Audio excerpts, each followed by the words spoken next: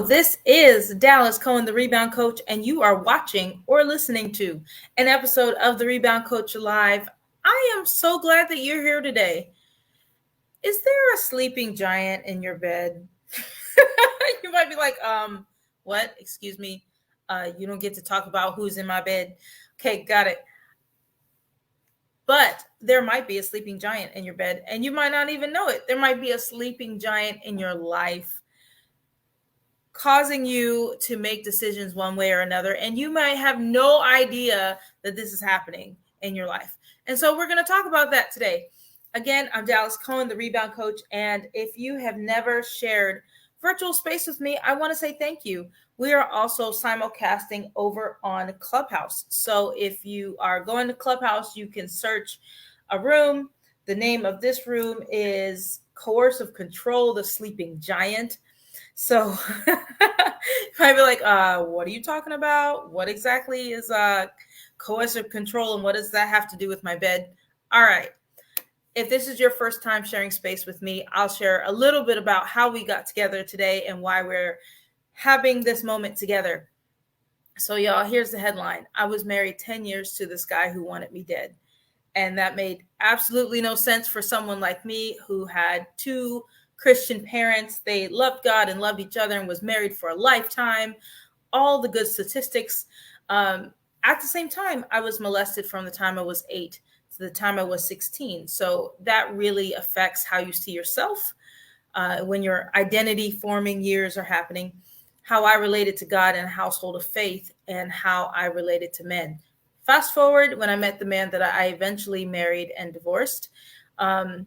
There were definitely red flags. There were reasons not to be together. However, as a praying woman, I believed that God's will was yes. I believed that was his answer. And because of that, I believed that whatever came, we'd outlast it. We'd overcome it. We would make it through. And God would swoop in and save the day. And I would tell you that those things happened, just not in the way I anticipated. Y'all, trouble came right away and never quite left. We got into a cycle of what I call coping and crisis. So this is where you never get to happy, you never get to okay, you're just coping. And you're doing that dance on eggshells and trying to avoid landmines and trying to not to make him too angry. And things keep blowing up no matter what you do. And we did that for a while, for the better part of 9 years, almost 10 years. Things came to a head end of 2019. He left for another woman, and I found out him and that woman had been plotting my murder for months by the time I found out about it. And it's one of those moments where you just kind of, the record scratches. And when you're watching the movie and the record scratches, like everything comes to a halt, and you have really important decisions, big decisions to make. I was threatened as a wife, as a mom, as a woman, as a child of God, and as a coach. I had been coaching in the marriage and relationship space for about 5 or 6 years by then.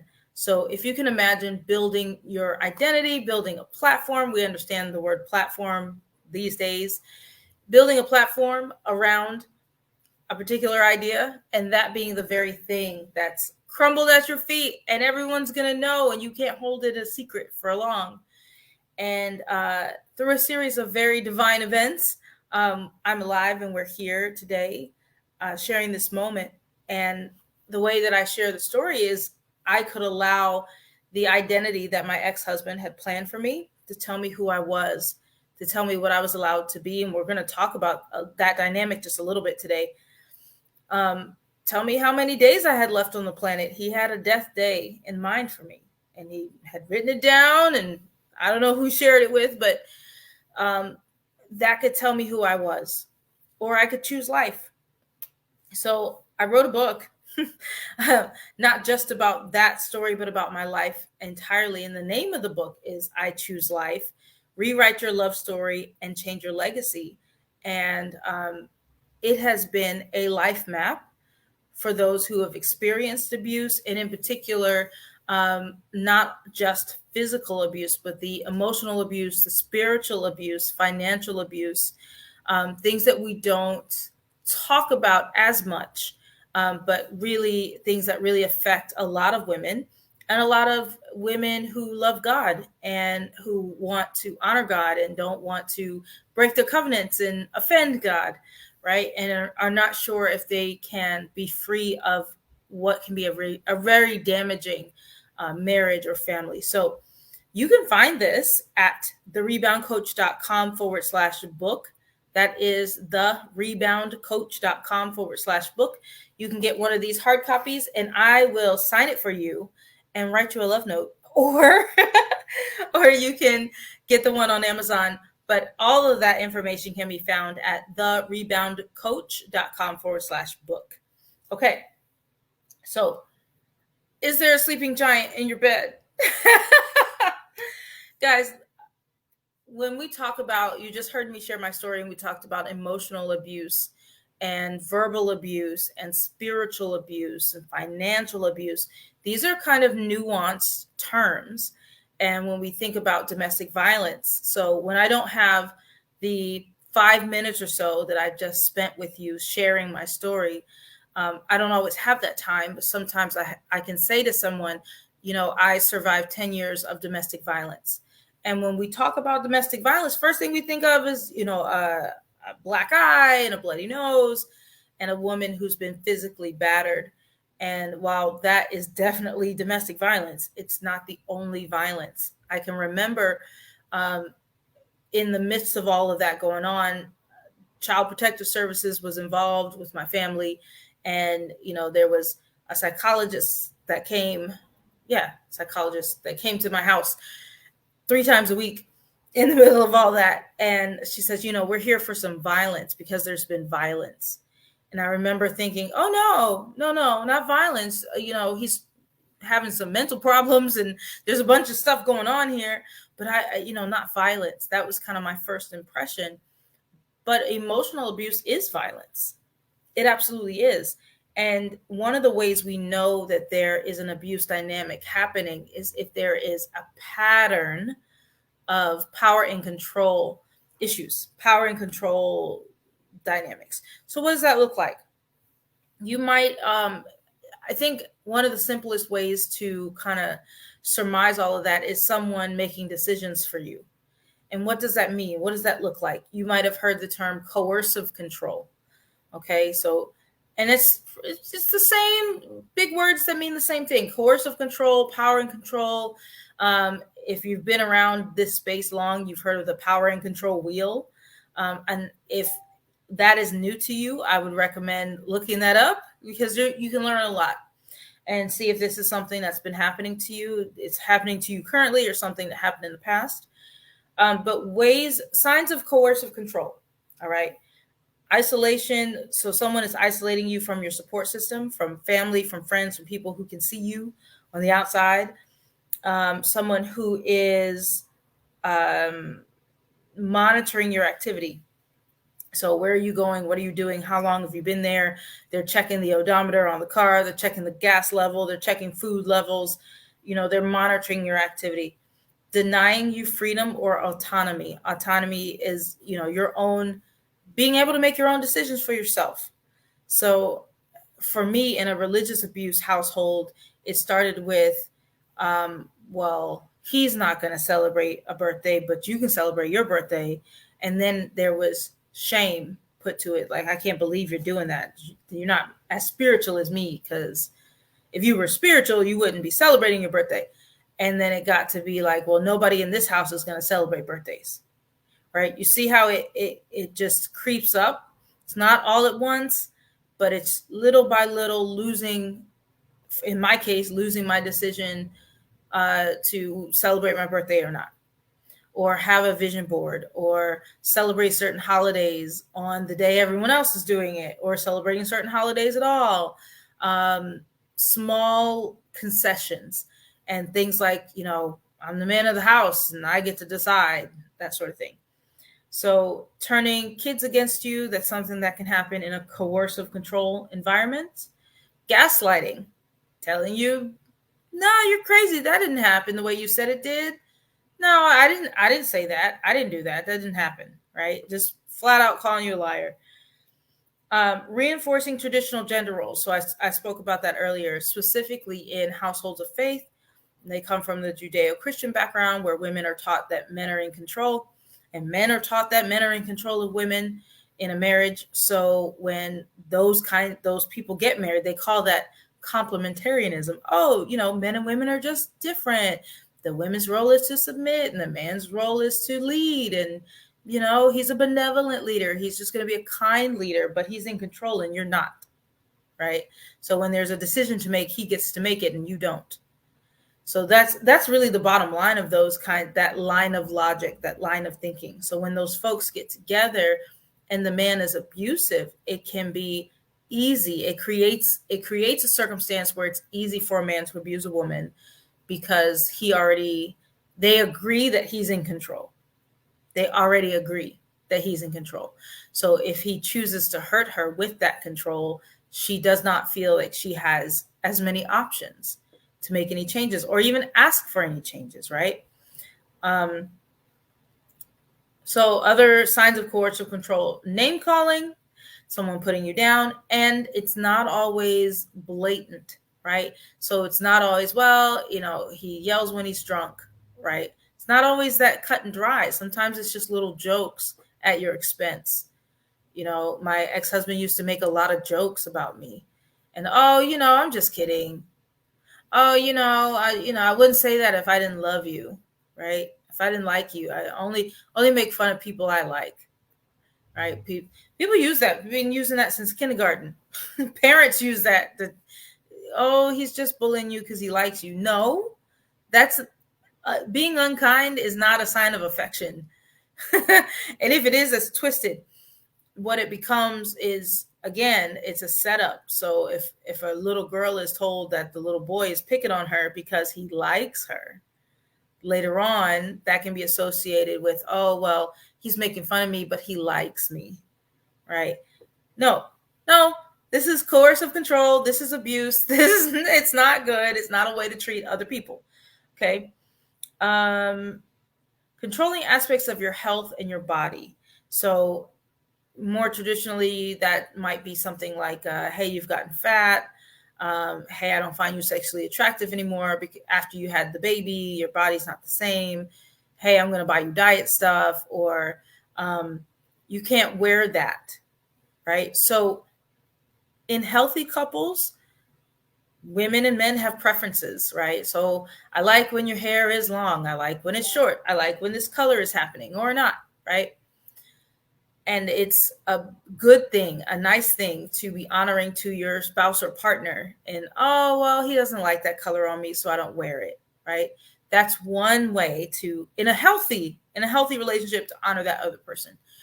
In an abuse dynamic, it becomes, you better not wear that shirt. I don't like that shirt. Go throw it away. Go give it away. Or I hate when you wear those things on your nails. So for me, it was, I wore makeup. I wore makeup when I met my ex-husband. He slowly but surely would shame me for wearing makeup. And it got to the point where it was like, oh, you must hate yourself if you wear makeup. You're a Jezebel because you wear makeup. Just trying to control how I presented myself to the world, how I presented myself to myself, right? So things like that. Also, limiting access to money. At one point, we had a joint account. He would drain it quickly, like there was a fire. So eventually, I couldn't have joint assets, and he would go into my purse and take money.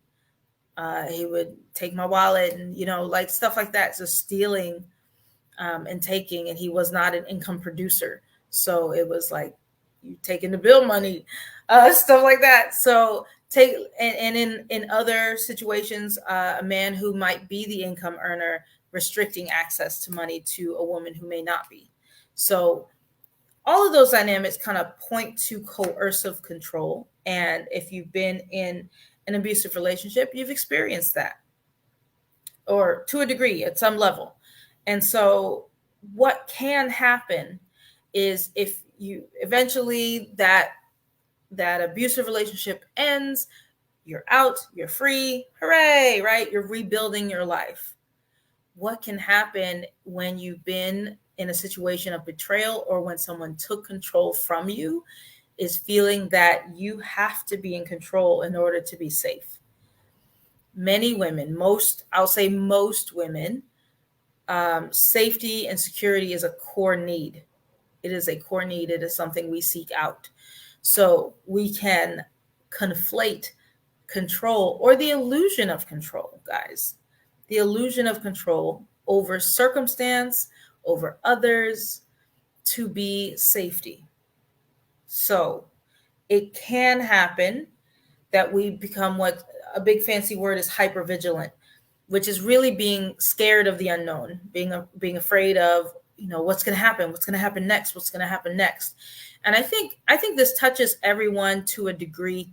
And I think in certain cases it can be extreme, where we're really afraid of any circumstance we don't know everything about. That can cause analysis paralysis before we can make any decisions.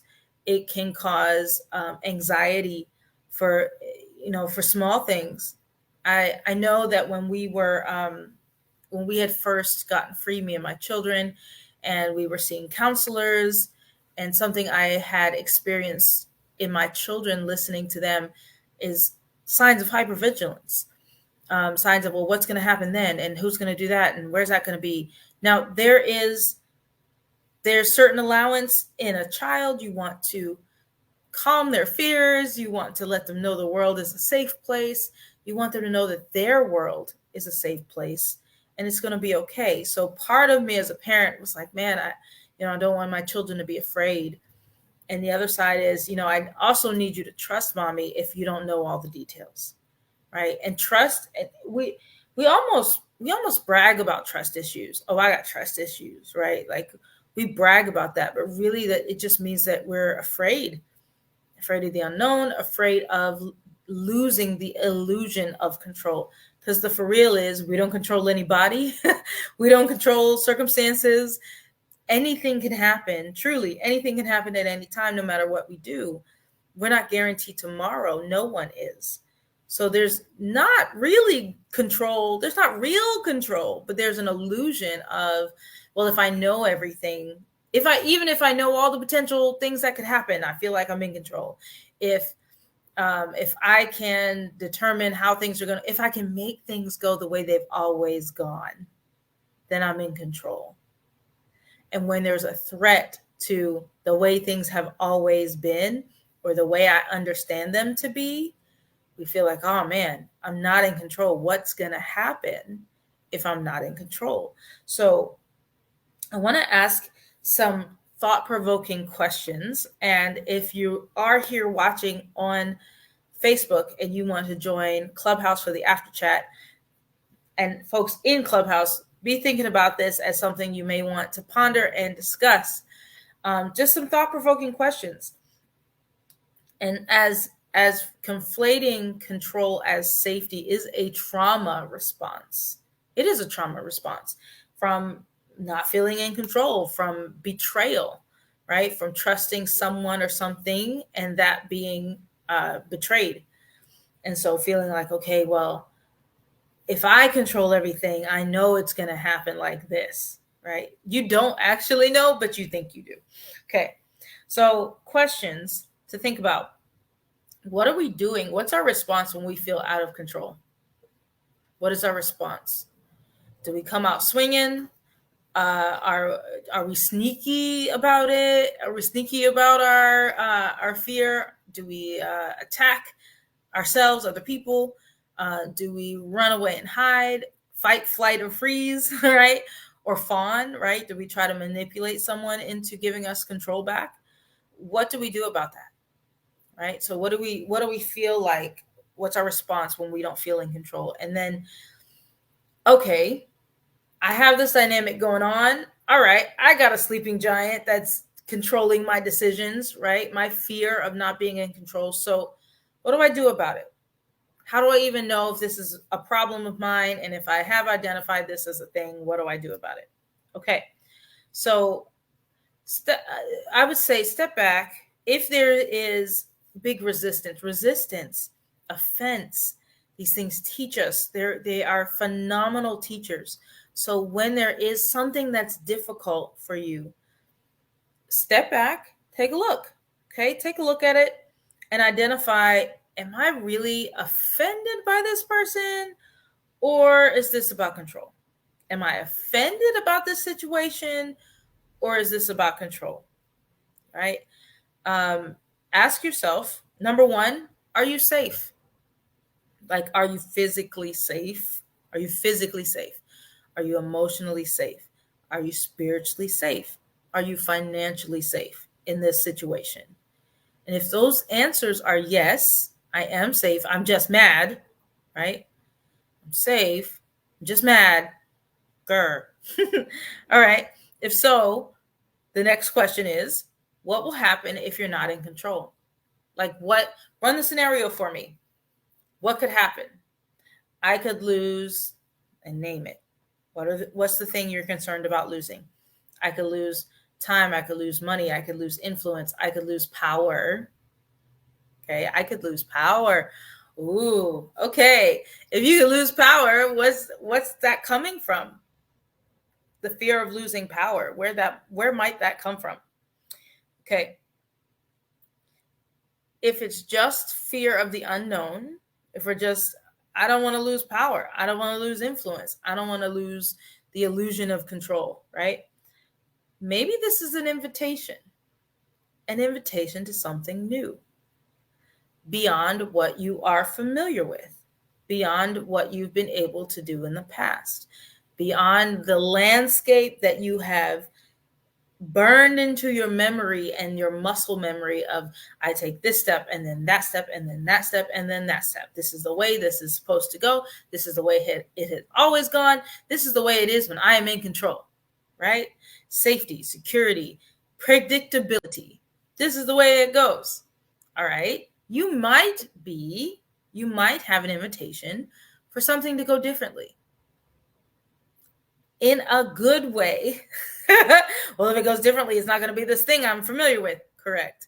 It might be something better, something better, something in line with what you're praying for, something in line with what you're hoping for. It might be the opportunity for new. Okay. Maybe if you're safe and this is just like, well, I don't want it to go differently because then I won't know what's going to happen. Yes, that's the nature of this beast, right? So this might be an invitation to new. It might be a chance to change the story of your limiting beliefs. Okay. And maybe it's time for you to show up for yourself. I want to share a video with you about an opportunity to show up for yourself. It's coming up in just about 3 weeks. It's called Sanctuary Experience. And I just want to encourage you not to make any excuses and show up for yourself. Show up for yourself. Let's make this happen. All right, I'm going to play this video for you and I will be right back.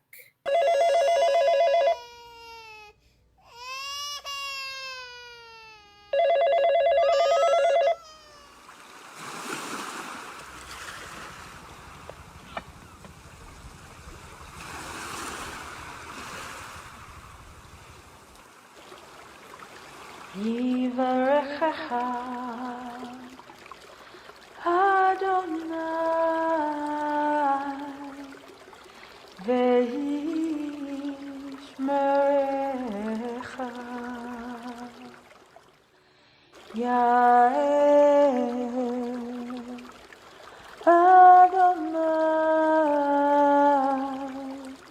panav alecha v'yinecha Yisa Adonai panav elecha ve'yasem lecha shalom.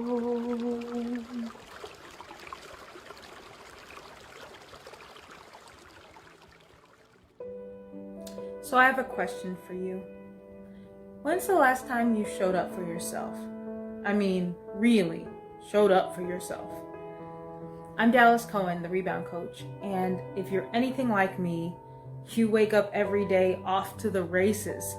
You're constantly chasing achievement and chasing productivity and feel like you have this never-ending to-do list that just you can't even get to because you're too busy putting out fires every day.